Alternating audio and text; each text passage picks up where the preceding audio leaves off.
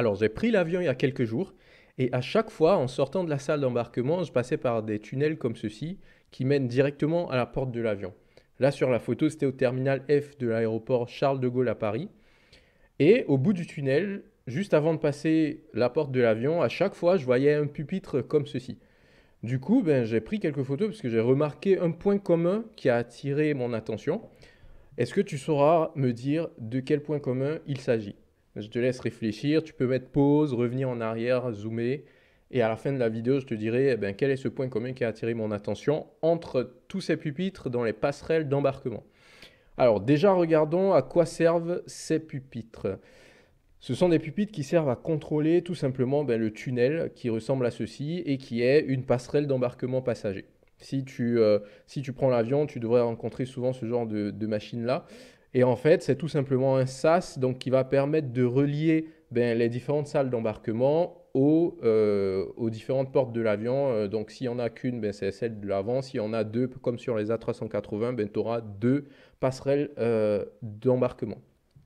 Du coup, ben, c'est des passerelles télescopiques. Voilà, elles peuvent s'étendre pour pouvoir rejoindre ben, exactement la position de la porte avec la bonne hauteur.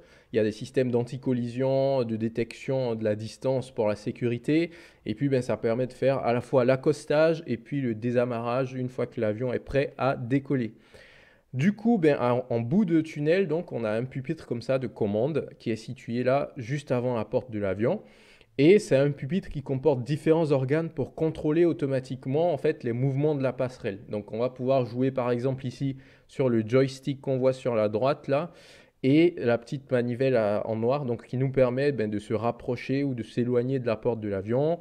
On a différents boutons qui permettent de faire différentes opérations et on a notamment ben, une IHM, donc une interface homme-machine, c'est l'écran qu'on voit au milieu de l'image qui nous permet ben, d'avoir un report des informations sur l'état en fait de toute notre passerelle.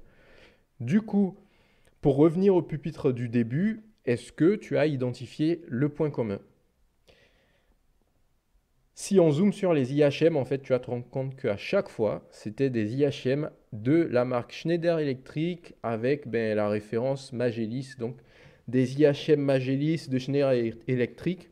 Alors, je ne sais pas trop pourquoi, mais visiblement, dans toutes les passerelles où je suis passé, ben, c'était Schneider Electric qui avait le monopole des interfaces homme-machine. Donc, ça, je pense que ceux qui sont de Schneider et qui verront cette vidéo seront bien contents de voir ça.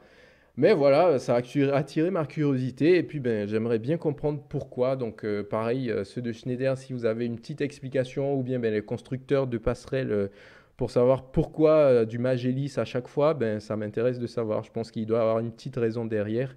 Mais voilà, je laisse les autres expliquer ça.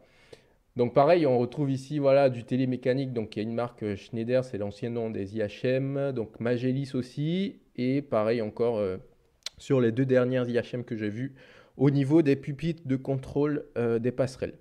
Donc voilà, les constructeurs de tunnels, j'aimerais bien avoir une petite raison. Ça serait pas mal aussi pour ceux qui verront cette vidéo en commentaire si vous pouvez marquer quelque chose pour nous indiquer ben, comment ça se fait que Schneider Electric ait le monopole de toutes les IHM dans les pupitres, enfin dans les passerelles ben, d'embarquement de passagers. Alors, du coup, ben, ça, c'est un exemple typique d'application courante de l'automatisme que tu peux croiser dans la vie de tous les jours.